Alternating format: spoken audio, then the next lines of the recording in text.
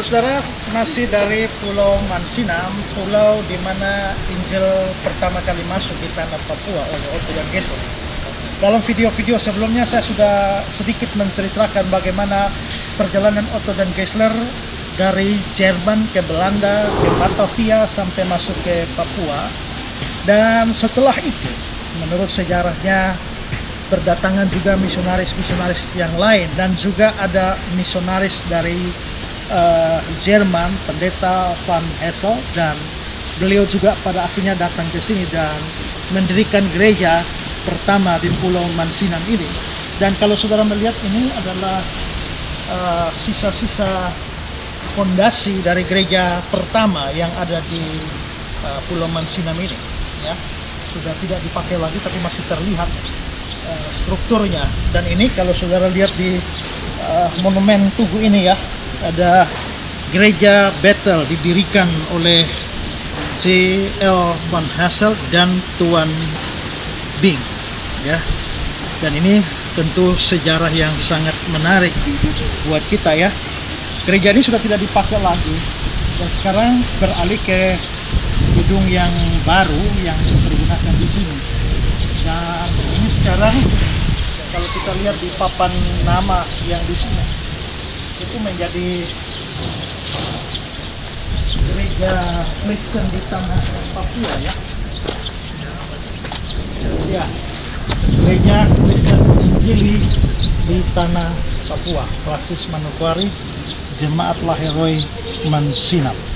Ya, pendeta Van Hessel itu pernah tinggal di sini dan membangun gereja di sini, dan ada beberapa peninggalan beliau yang masih ada sampai hari ini. Kita akan melihat beberapa peninggalan yang dia tinggalkan. Dan wilayah ini, kalau saudara lihat gedung-gedung ini sering dipakai untuk acara-acara peringatan Injil masuk ke tanah Papua setiap tanggal 5 Februari. Ya, setiap tanggal 5 Februari. Ini gedung-gedung dan tempat ini dipakai untuk perayaan. Ada banyak orang dari berbagai tempat di wilayah Papua berkumpul di tempat ini memperingati peristiwa bersejarah masuknya Otto dan Geisler, ya. Nah, ada beberapa peninggalan yang berharga dari pendeta Van Hessel yang kita bisa lihat di sana.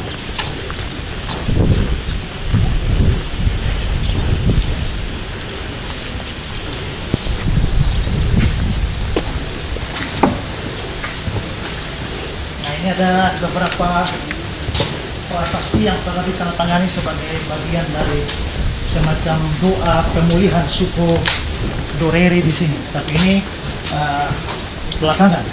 Tapi saudara lihat, ini bentuknya agak aneh, ya. Ini sebenarnya adalah kompor untuk tempat masak yang dipakai oleh pendeta Van Hessel, ya. Ini kompornya. Ya, ini entah bagaimana. Oh ya, kayaknya di sini, ya. Lalu mungkin tempat masaknya di sini nih, perapiannya dari sini dan keluar. Dan ini dilindungi sekarang sebagai peninggalan yang sangat berarti, sudah lebih dari 100 tahun. Dan kalau saudara lihat di sana, ini ada sumur tua dari pendeta Van Hessel. Kita bisa lihat keterangannya ada di sini, ya. Ini sumur tua milik pendeta C.L. Van Hessel, dikerjakan bulan Juni 1872 oleh anak-anak piara dan mulai digunakan pada tanggal 21 Juli 1872. Dan memang lebih dari 100 tahun, jadi layak disebut sebagai sumur tua. Sumur ini sudah ratusan tahun. Dan saya ingin merasakan kira-kira berapa segar airnya, ya. Oke, Anda bisa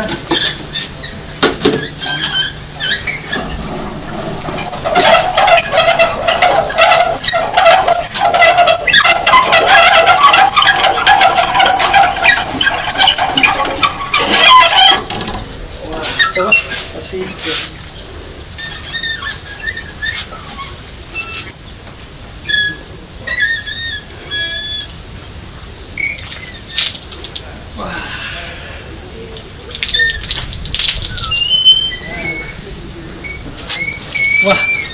Segar sekali airnya. Dan masih layak diminum, ya. Ini luar biasa, sejak dari ratusan tahun. Dan sepertinya ini tidak pernah kering ini, ya.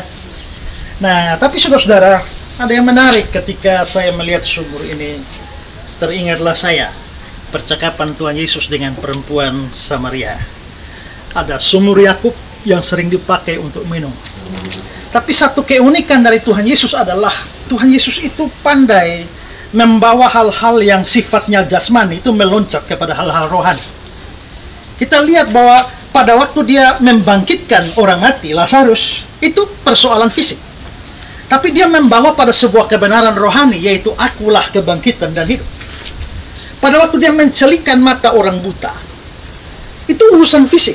Tapi dia membawa dan meloncat kepada urusan rohani, yaitu akulah terang dunia. Karena orang buta, matanya gelap, tidak lihat apa-apa. Akulah terang dunia. Pada waktu dia menyembuhkan orang-orang sakit, itu urusan fisik. Tapi dia meloncat kepada perkara rohani, bahwa oleh bilur-bilurnya, ya, kamu disembuhkan. Dan itu diambil dari Yesaya 53, yang bukan bicara soal penyembuhan dari penyakit jasmani, tapi penyakit rohani. Penyakit kitalah yang ditanggungnya, oleh bilur-bilurnya kita disembuhkan. Kita mengira ia tertikam oleh karena pelanggaran kita, ya, itu berarti penyakitnya rohani. Nah, begitulah cara Tuhan Yesus. Ketika dia beri makan orang dengan 5 roti 2 ikan, langsung dia loncat lagi ke arah rohani. Akulah roti hidup, akulah roti yang turun dari surga. Maka begitu dia bercakap-cakap dengan perempuan Samaria tentang sumur Yakub, dia bilang bahwa aku berkata kepadamu, barang siapa minum air dari sungai ini, dari sumur ini, dia akan haus lagi. Tapi siapa minum dari air yang kuberikan, dia tidak pernah akan haus lagi. Pada bagian yang lain, Yesus mengatakan bahwa barang siapa percaya kepadaku, dari dalam hatinya akan mengalir aliran-aliran air hidup yang akan membawanya sampai kepada kekekalan. Kalau begitu, apa sih yang dimaksudkan dengan air hidup yang tidak pernah kering dan yang membawa orang hidup dalam kekekalan? Itu tidak lain dari Yesus Kristus sendiri. Ketika dia bicara soal roti yang turun dari surga, dia bicara tentang dirinya. Ketika dia bicara soal air yang tidak akan memberikan haus lagi, dia bicara tentang dirinya. Ketika dia bicara soal aliran-aliran air hidup yang mengalir, dia bicara tentang Roh Kudus. Maka dengan melihat semua sejarah yang kita sudah bicarakan tadi, betapa pentingnya orang percaya kepada Yesus Kristus. Otto dan Geisler sudah bawa Injil ke tanah ini. Pendeta Van Hassel sudah menghabiskan hidupnya di sini beritakan Injil. Semua tidak ada manfaat kalau orang-orang di sini tidak betul-betul terima Yesus sebagai juru selamat dan Tuhan yang membawa perubahan hidup. Apa artinya kita bangga dengan sejarah Otto Geisler Van Hassel di sini kalau saudara semua akan masuk neraka juga karena hanya menjadi Kristen KTP saja, Kristen tradisional saja. Setiap 5 Februari ada perayaan atau peringatan Injil masuk tanah Papua. Dan saya sudah 2 kali diundang di tanah Papua dalam peringatan hari itu. Dan yang paling penting di sini adalah bahwa semua kita mau buka hati untuk percaya kepada Yesus Kristus yang pernah diberitakan oleh Otto Geisler dan Van Hassel. Kecuali itu, maka pekerjaan mereka menjadi sia-sia dan tidak berbuah di dalam diri saudara. Daerah ini akhirnya menjadi daerah Kristen. Dan sebentar lagi, ini saya ada di pulau ini pada bulan November ya 2021, dan sebentar lagi akan masuk Desember dan akan merayakan Natal. Dan saya mendengar juga bahwa tempat sekitar sini ini menjadi tempat di mana orang-orang berkumpul dan merayakan Natal. Banyak orang bersuka cita di tempat ini karena hari Natal. Tapi dengar baik-baik, sukacitamu di sini merayakan Natal tanpa iman kepada Yesus Kristus, itu akan berakhir dengan teriakan yang sangat menyedihkan di dalam neraka. Seorang tokoh revival Amerika namanya Jonathan Edwards, dia pernah berkhotbah dengan tema khotbah yang luar biasa, Sinner in the hand of an angry God. Orang berdosa di tangan Allah yang maha murka. Ketika Edwards selesai berkhotbah, semua orang yang duduk di atas kursi itu semua sudah merayap. Bahkan ada yang sampai pegang tiang-tiang gereja karena merasa hampir terlempar ke neraka. Memangnya apa yang dikhotbahkan oleh Edwards? Edwards mengatakan bahwa pada waktu kamu tidak percaya Yesus, kamu satu hari nanti akan masuk neraka. Kamu menjalani 1 tahun, 10 tahun, 100 tahun, 1000 tahun di dalam neraka. Kamu sudah menderita sehebat-hebatnya 1000 tahun di neraka. Lalu kamu balik ke belakang dan lihat titik di mana kamu masuk neraka. 1000 tahun telah lewat, sampai 1000 tahun ternyata hanya satu titik. Dan ketika kamu balik ke sana, berapa lama lagi harus kamu jalani hidup neraka? Ternyata itu garis tak berujung. Dan Edwards berkata, kamu akan benar-benar putus asa. Tidak ada peringanan hukuman, tidak akan ada akhir. No rest in hell. Karena itulah kekristenan tidak akan ada arti tanpa Yesus. Natal dimulai di hati Allah, dan itu baru sempurna kalau itu mencapai hati manusia. Di tempat ini akan ada banyak ratusan orang atau mungkin ribuan orang yang akan merayakan Natal. Dan saya mendengar bahwa ini menjadi tempat juga di mana banyak pemuda-pemudi minum mabok di tempat ini. Sekarang pikirkan, Allah telah menyatakan kasih-Nya kepada dunia dengan memberikan Kristus ke dalam dunia ini. Tapi betapa kurang ajarnya saudara, kalau justru merayakan pengorbanan Allah Bapa dan pengorbanan Yesus Kristus datang ke dalam dunia dengan bersukacita di dalam dosa, dengan berfoya-foya, dengan menikmati dosa. Karena itulah semua yang seperti itu, atau kalau pada hari ini saudara mendengar apa yang saya pesankan ini, dengarlah, bertobatlah. Jikalau tidak, Allah akan membawa engkau ke dalam pengadilannya, masuk neraka sekali selama-lamanya. Siapa yang mau percaya kepada Kristus?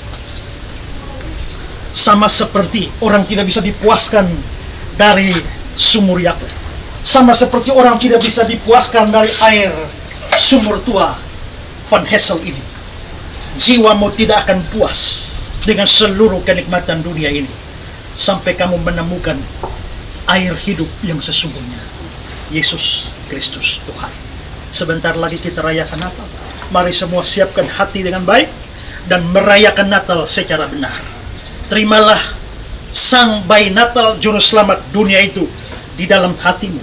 Jikalau kamu terima Dia, firman-Nya berkata, barang siapa percaya kepadaku, dari dalam hatinya akan mengalir aliran-aliran air hidup yang akan menuntun sampai kepada kekekalan.